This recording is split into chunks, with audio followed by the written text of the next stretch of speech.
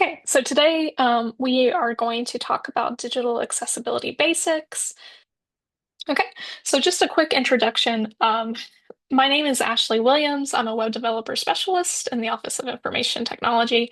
Part of what I do for my job is just working on the front end of our website to make it functional, but also I try to help advise on digital accessibility best practices. And joining me today to co-host and kind of keep up with any issues that might arise is Ashley Thompson. She's one of our web support specialists on the support team for the web team. So I'm just going to do a quick overview of what we're going to talk about today. We're going to talk about what digital accessibility is and why it matters.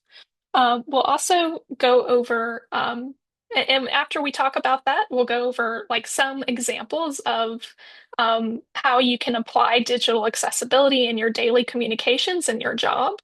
Um, then we'll move on to talking a little bit about the Digital Accessibility Handbook, which is something that just came out this year. And then we'll wrap it up with the Q&A towards the end. So let's go ahead and just start talking about what digital accessibility is. Um, so digital accessibility is basically ensuring that when we create our digital communications, whether it be like a website or email or some other form of digital communications, that we do it with ensuring that there are no issues where it could be a barrier to people with disabilities.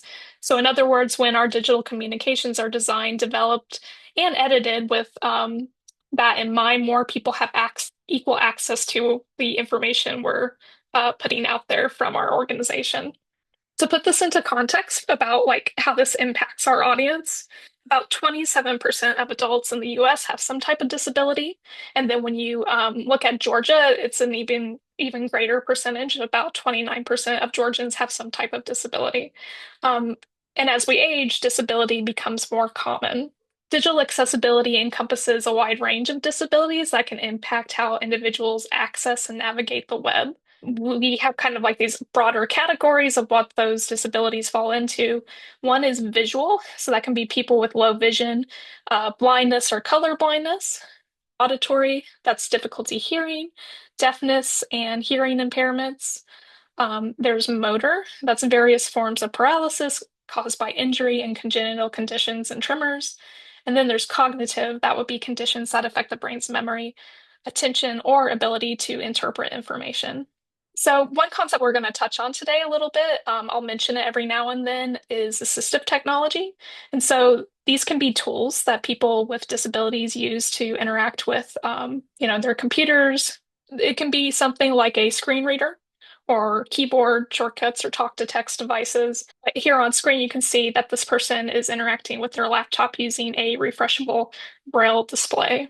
So let's talk a little bit more about why digital accessibility matters. I think the big thing is that obviously, if we make our digital content, our communications inaccessible, then it creates a barrier for people who are trying to interact with it, right? To read it. And another way that you can explain this is like saying, like a metaphor, I guess, is if you had like a business and that business had stairs leading up to the entrance, but no access ramp. Obviously, that would be a barrier for some folks. Another thing too that has come up, another reason why it matters is because there is a new update to Title II, which is a part of the ADA federal compliance. State and local governments have to make sure that their websites, apps, and social media presences are accessible. And that includes us here at CAES and UGA Extension. And the compliance deadline for that is in April of 2026. Now, in the slide, I have more information about that that's linked, and these slides will be available after the presentation. I will send that out to y'all through an email. Okay, and so another reason why digital accessibility matters is because it literally benefits everyone. Accessible best practices are good because they ensure basically, if you're creating stuff with accessibility best practices in mind, it actually just makes it more usable, easier to navigate, and overall easier to consume for everyone. Now let's talk about the about what types of work that you do every day that digital accessibility covers. So if you edit websites, if you send out email communications or e-newsletters, whether that be through Outlook or a e-marketing platform like Mailchimp, um, it also includes digital documents, Word files, PDF files, etc. Um, recorded and live presentations, kind of like the one I'm giving here right now, podcasts, social media channels and posts, and really any way that you communicate through, digital means. Okay, so now that we've kind of gone over the reason what digital accessibility is and why it matters, let's talk about some examples that will help us kind of go over the concepts of best practices for accessibility. So, scenario number one, you're preparing an email or newsletter about an upcoming event. And the concepts that this is going to go over is avoiding images that convey a lot of text, alt text, descriptive links, and color. Here in this first scenario, I've created an email that talks about an upcoming senior conference for 4-H. Actually, it looks like this one is long over.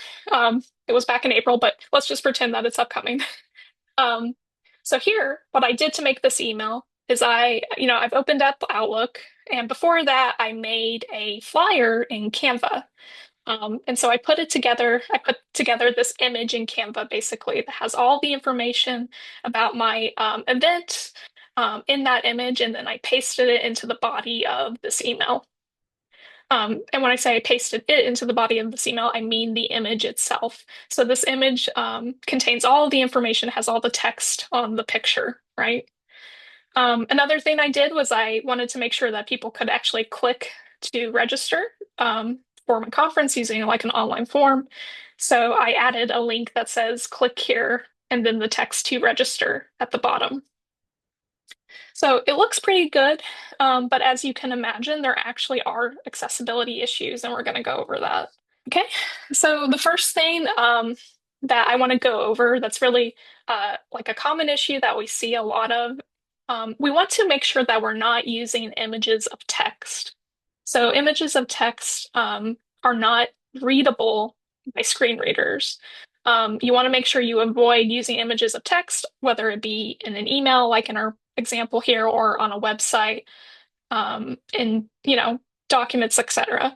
Instead, what you want to do is you make sure that you just use the tool itself, like the website editor or the email editor, to provide the textual information that that person needs to know about in order to understand your message.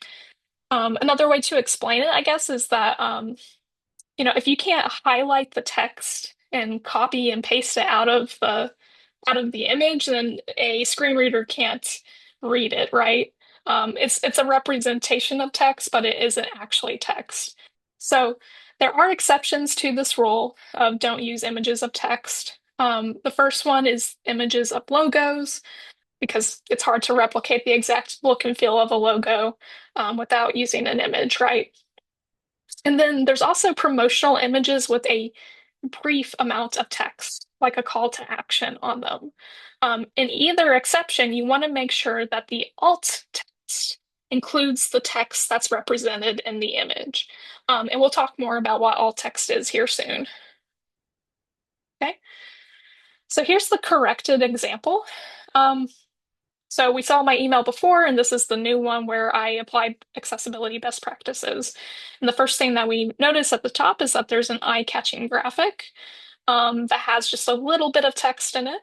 And then we have all of the important information about the event written as text in the body of the email. We also have some other things going on, like good color contrast and a descriptive link.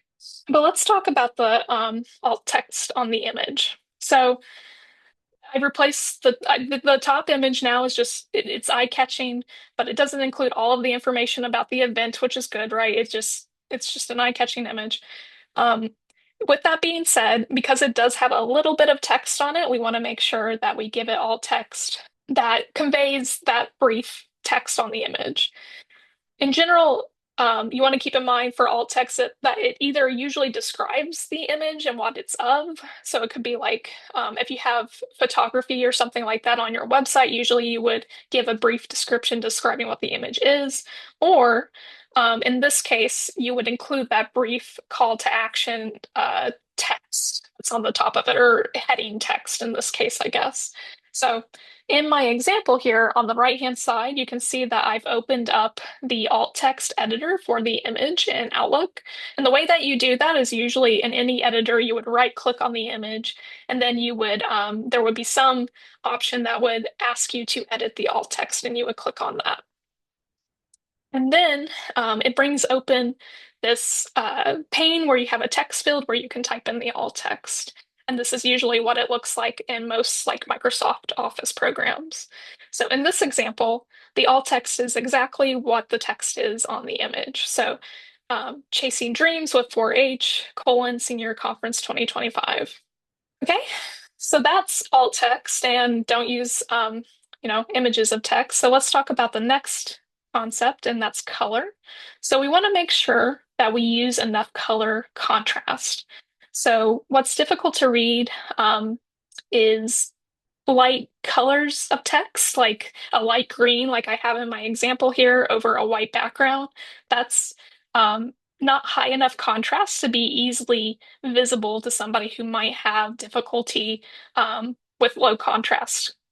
In order, from a technical perspective, what you have to do is you have to have a minimum color contrast ratio of 4.5 to 1 for normal text, and then 3 to 1 for large text. So what does that mean, right? Like that's very technical.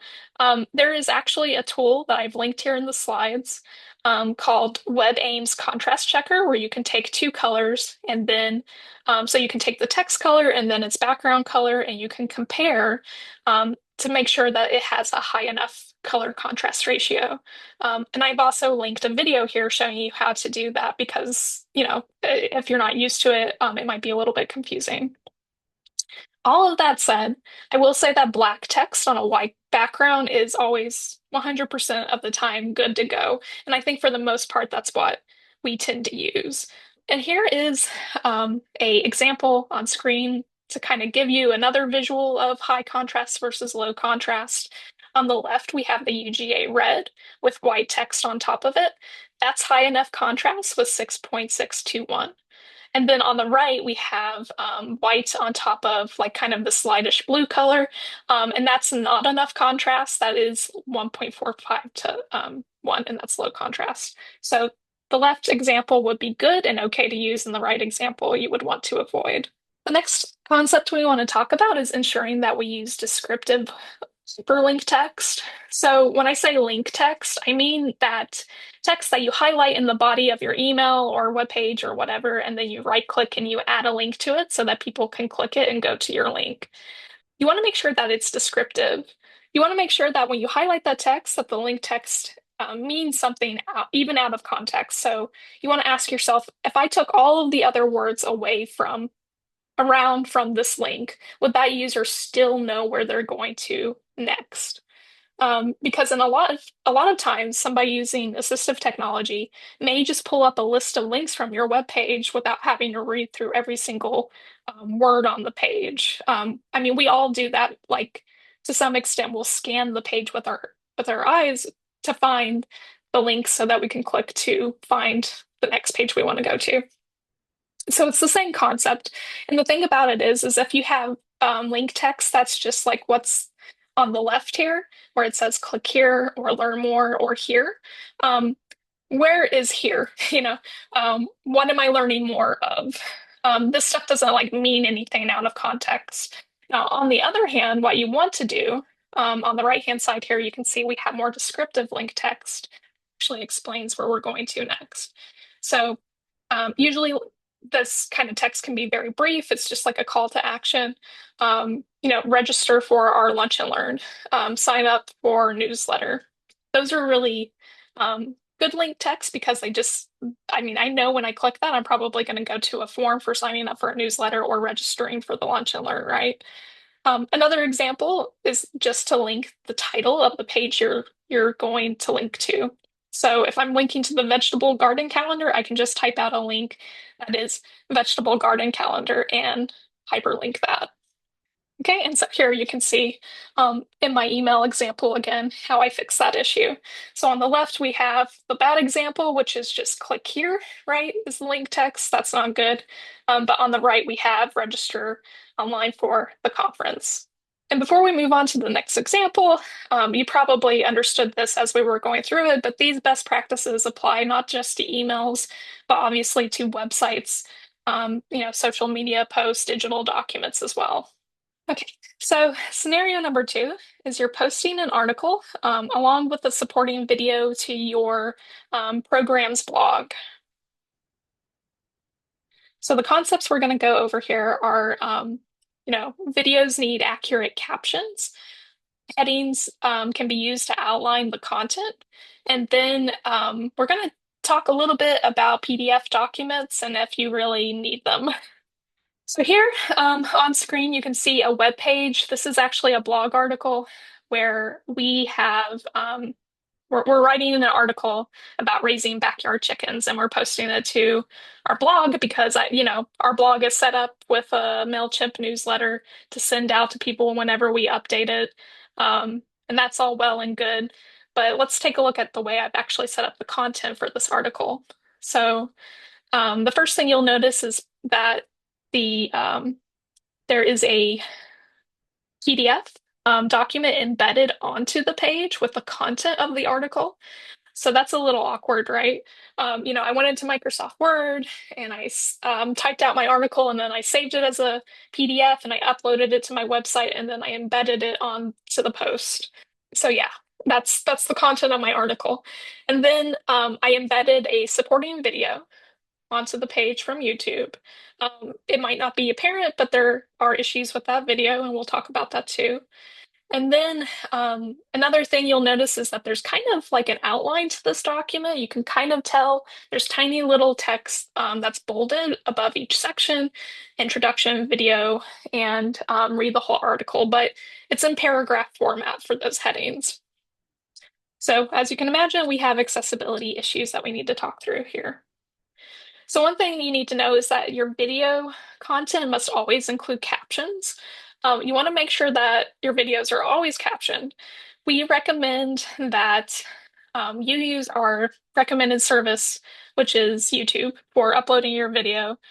It applies auto captions. After, maybe 24 hours at most, it'll, generate captions for you to take a look at.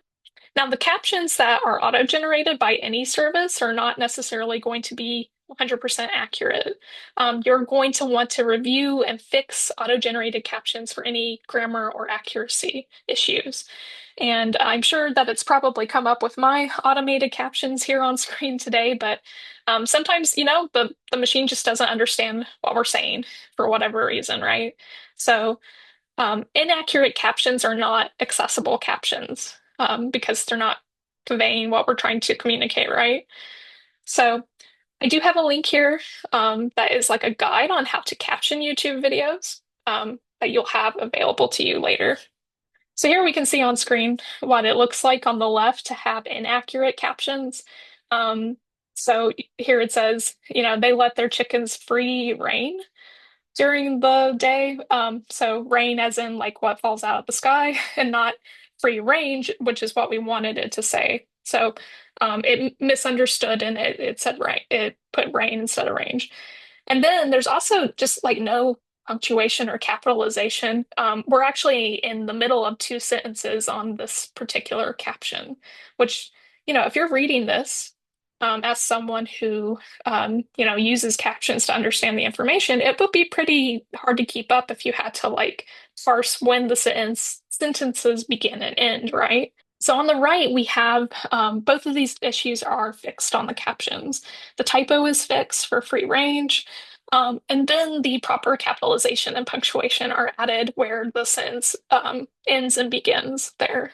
So to be, transparent, fixing captions can be time consuming. It can take hours to check and correct a auto caption for an hour long video, for example. So as an alternative, we encourage you to think about how long your video is. If you're doing like a presentation like I'm doing today, there's probably opportunities for you to go through and cut out information that's redundant or errors or stuff like that. You basically want to make the video as short as possible to save yourself some time. So some, smart editing might be a good option there. Another thing that I've done recently that I kind of recommend to people is that you can use AI chatbots to kind of help speed up the process.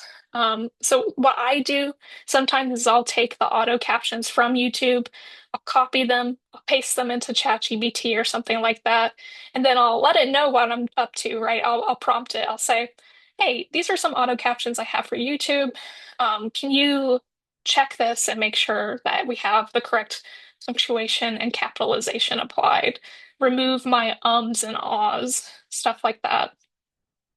And usually it does a pretty good job. But again, with anything that's a robot, you have to check its work.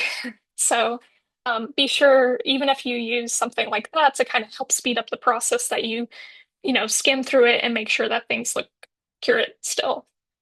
Okay, so the next best practice to talk about with this example is you want to ask yourself if you really need a PDF.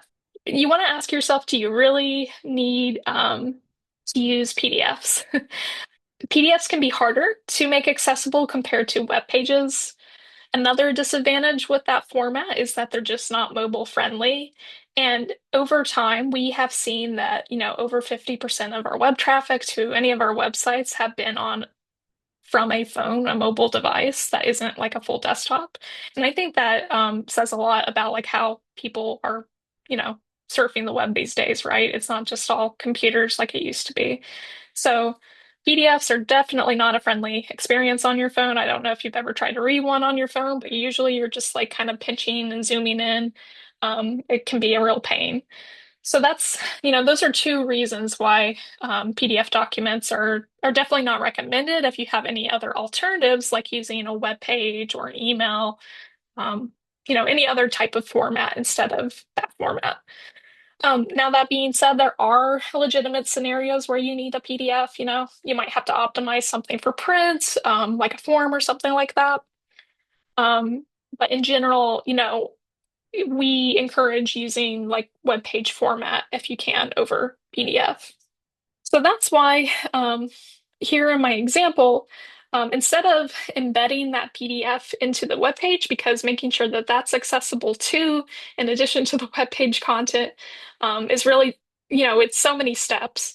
So it was really just easier for me to copy the contents from the Word document into the body of the article itself. And at the end of the day, it's a better format because people will be able to read that on the go on their phone if they need to. Just real quick about PDFs, if you really do need to use that format for any reason and continue distributing it digitally, we do have an eStudy self-paced course that I link here that goes over all of the steps for checking for accessibility and remediating PDF documents to ensure that they're accessible to people with disabilities. Um, and again, if you're not, even if you're not sure, if you think, oh, it might be possible to turn this into web content versus a PDF, you can talk to us at the CAES web team, and we would be happy to kind of like, help guide you through that process. Okay. So the next thing I want to talk about on this particular example is using headings to outline content. So headings are like section titles that we have on the web page, right? And they help us kind of visually see what the document is about overall, but also what each little piece of the document is about, like all the sections. So at the beginning of any digital document, whether it be a web page or like a PDF or or a Word document or something like that, you start out with heading one, right? Heading one is like the title of your page, and you only use it once because there's only one title for the document. And then for each major section or topic throughout your article, you want to use heading two to outline the titles that go above those. Kind of like you see here, I have, This Word document, I think, is about a dozen egg abnormalities, and then the heading two section starts with shellless eggs for the major, topic of the article. And then headings 3 through 6 are for the subsections and subtopics that fall under heading two sections in descending order. So if you have to break up the content within a section further, you can use those. Usually, for the most part, we use just heading one and then heading two for outlining major topics. But sometimes there might be a need for headings 3 through 6 for more granular content. Okay, so here is more of a visual representation of what I'm talking about. So this is just a typical county website homepage where we have home at the title is our heading one because it's the homepage. And then heading two kind of is just like an introduction about what extension is about. It serves the entire community with a little bit of content after that. And then you'll see each heading three talks about each program area inside of extension, and has a little bit of information for each of those. So when we move on to what this translates into for an assistive technology user, we get this right here. So we have, so what you're seeing is actually from a screen reader program called VoiceOver, and it's outlining the headings into this section, into this list. So it says 1:home, 2:extension serves the entire community. That was our heading two. Then it has the three program areas for the heading threes.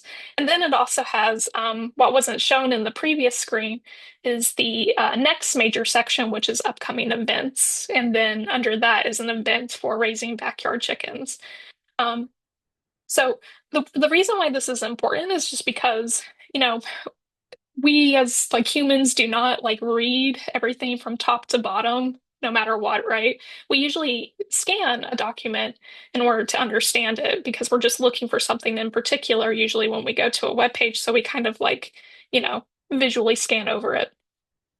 And for people who use assistive technology, this helps them scan the page by knowing what content is on it. That's why using headings can be very important for outlining, especially long web pages or other types of documents. To that note, you want to make sure that you don't use the heading formats just to emphasize text. I've seen this before where people will highlight, an entire paragraph with heading two, for example, because it makes the text a bit bigger. And I think people do that because they want to emphasize the text and make sure that folks like see the whole paragraph because it's important. But you don't want to do that because it actually kind of trips up that outline we were just talking about. Imagine you're looking at an outline of a page, to quickly find something, to find the different sections on the page, and suddenly you have like a whole paragraph in the middle of that talking about something, right? It's really not how you should use headings. It's not a good practice.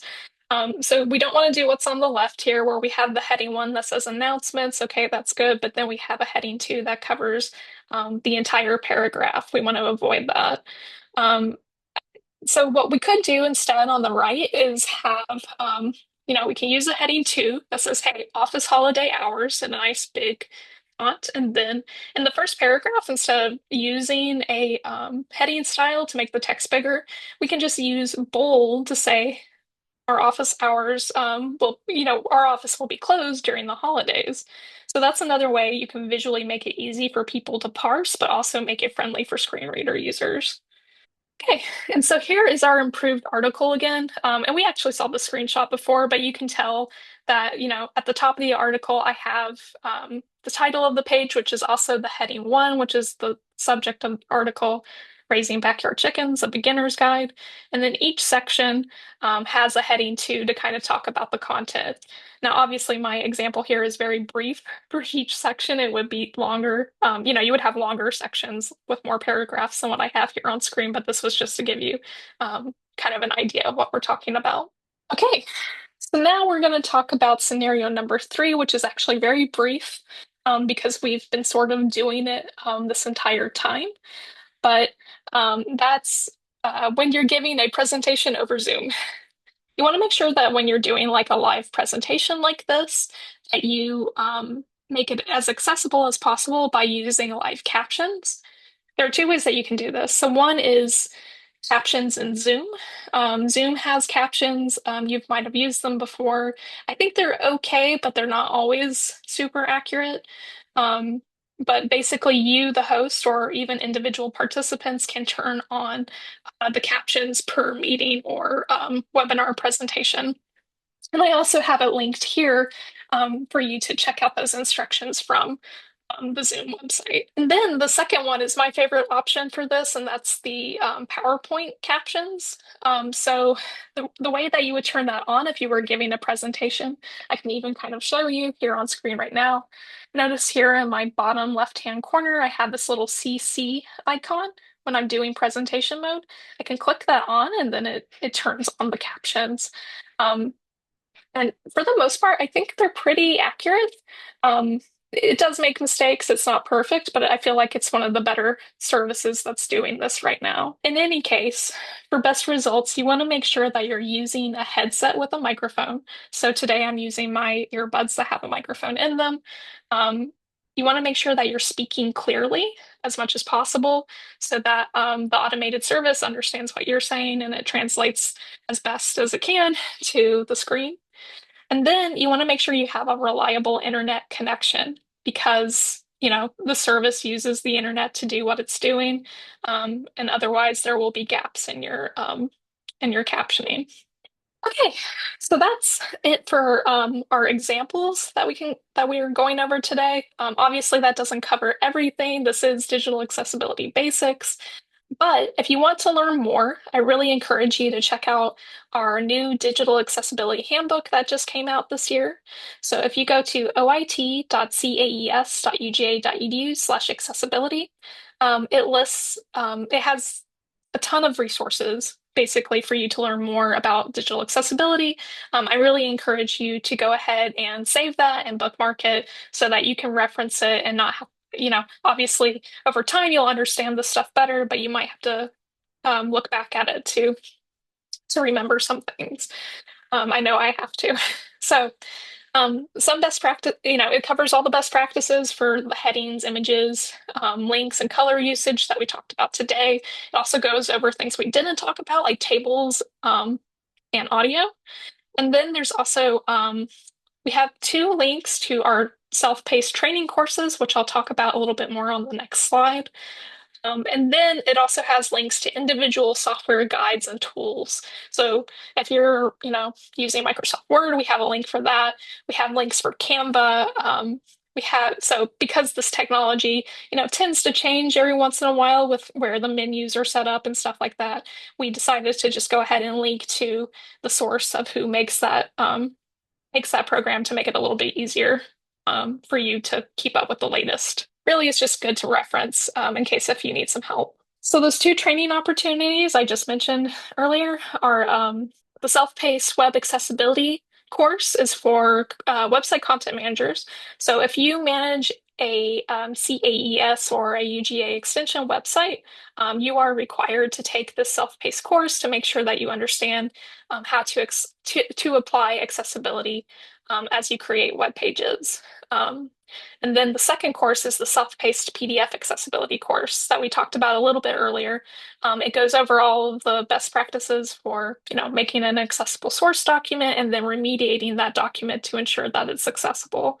Um, Again, these are both self-paced, so you can take them on your own schedule, basically.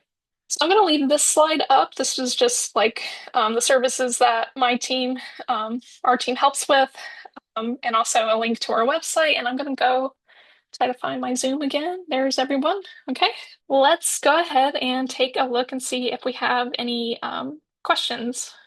We have some good questions about the more complex PDF situations with annual reports. That came up a lot in our county trainings too. I'm not intimately familiar with these reports, but I've seen a few of them and they all seem to look like they follow some kind of template. I'm not sure who's creating them. Typically speaking, like whoever's creating the PDF document should ultimately be responsible for making sure that it's accessible. But if, say, one of your agents is sending you a PDF flyer and asking you to post it on your website, and everything is conveyed in this PDF picture, it's okay to say no or to turn that PDF into a website, to make it accessible because whoever owns the publication of your county website is responsible for the accessibility of your county website. So, although you didn't make the PDF document, you can choose not to post it. Annual reports are different. I think that's a requirement. And this template probably comes from someone like OMC or something. So, Yeah, I think I might know, maybe I know what we're talking about. I believe that so the annual reports that are posted to our extension websites is usually on the left-hand navigation. I'm pretty sure that comes from OMC, so they're responsible for ensuring that it is accessible. And I also think that the content, the text content from that is also posted to a web page, which has been kind of our workaround. So mm, while there is a printable PDF version, there's also the text version that's on the web page that people update. Um, so in that case, we are providing a accessible alternative to the PDF. I believe that's the way we've been handling that scenario in the mhm. past. So if you're required to post those things to your website, I mean, that's out of your control and should be lower on your list of priorities than maybe dealing with other accessibility things on your website. Yes, I say this in my PDF training. Some people, so I've seen people like upload their own copy of a PDF that was made by another party and then and try to make it accessible and then post it to their website. Don't waste your time doing that. Let's work together. If you're wondering if a PDF is inaccessible that you're linking to and it belongs to somebody, especially if it's one that, we make here at UGA Extension in some place, let's try and figure out who owns it and see if it's accessible for one, and two, if what we need to do to remediate it with that person. But obviously, you are responsible for it in that case. Yeah. And then there was another good question about recommendation for how long alt text should usually Um, say that a good target is like 5 to 12 words. I mean that's very short. I've seen I mean that's not bad, but I've seen alt text that's as long as like 120 characters. Mhm. For like describing like a photo or something like that. Obviously, if it's a call to, if it's like for one of those header graphics or a call to action graphic where it has a little bit of text on it, then you only want it to match whatever that little bit of text is, which is, definitely not going to be more than 5 to 12 words. And then there was a second question that was about words that are on an image. There is an ADA statement on those images, and which are pretty wordy. Um, how would you consider that with not representing text on images as much as possible? I think I know what we're saying. Like maybe you'll have a header graphic and it's like UGA extension to show our logo or something like that. It maybe has the name of your newsletter, and then it has like this is the brief statement that we always say to say that this is like a inclusive institution. I forgot what the exact wording is. I would say for that particular statement, usually it's included in the body text too. Like hopefully we're not talking about like a flyer or something like that. Um, I do see, okay, so that statement that Megan posted to the chat, it actually that's a ton of information. Um, so if you're putting that into like a graphic that's just meant to get people's attention, like a header graphic or something like that, I think that's not, you would want to paste, at the very least, you would want to paste that statement again into your email, or whatever, right? Or your webpage. When it comes to like our events, for example, for the UGA extension events, we automatically add like a statement to the bottom of our events that automatically lets people know, hey, if you need accommodation, you need to contact the person who is the contact for this event. Again, I don't like it really depends on the context of what we're talking about. We're just talking about images, right? So if you're creating like a document that's promoting like an event or something like that, um, hopefully you're not putting all of these words into an image and pasting it onto the page or the email or whatever we're talking about. That's really the point. we're trying to get at. Now, if you're getting a flyer from Canva, right, because there's a lot of flyers in there, remember that those flyers are really meant for print purposes. They're not meant for pasting onto your website purposes as as a way to get that content out there. So that's I think that's just some confusion between what should be used for the website stuff or email stuff versus what should be printed out and handed to people. How do you do alt text for an image that you post on social media? So I have a tutorial slide of that. The short answer, I Yeah, go. think, to that question is that most social media platforms have some way of adding alt text to whatever you're adding, whatever content you're posting, right? There's so many different formats. Um, that digital accessibility handbook that I talked about earlier actually has a link talking about social media specifically that you can refer to for, hey, how do I make this post accessible? Okay, so this is how we add alt text on Facebook specifically. So if you navigate into the post itself, you're going to click on your image where you can get the little three dot ellipses menu in the top right. And when you click on that, you'll get a whole big long list of options for editing the image or the post. And on that list, you'll see change alt text. When you click that, you'll get a little pop-up. And if it already has alt text, it'll be in there. It also has an option to have AI give you a suggestion. I think AI is probably a little farther behind in suggesting good alt text than we think. In this case, the graphic was just saying that this place is closed early for the 4th of July. And so to represent all of the text that was on the image, we made the alt text closed early for the 4th of July. And so then you just hit save, and that is how you add alt text on Facebook. I'm not sure about Twitter, but I think Instagram is very similar to that. Right. And like I said on the digital accessibility handbook, there's links on that about social media that kind of go over each platform, I believe.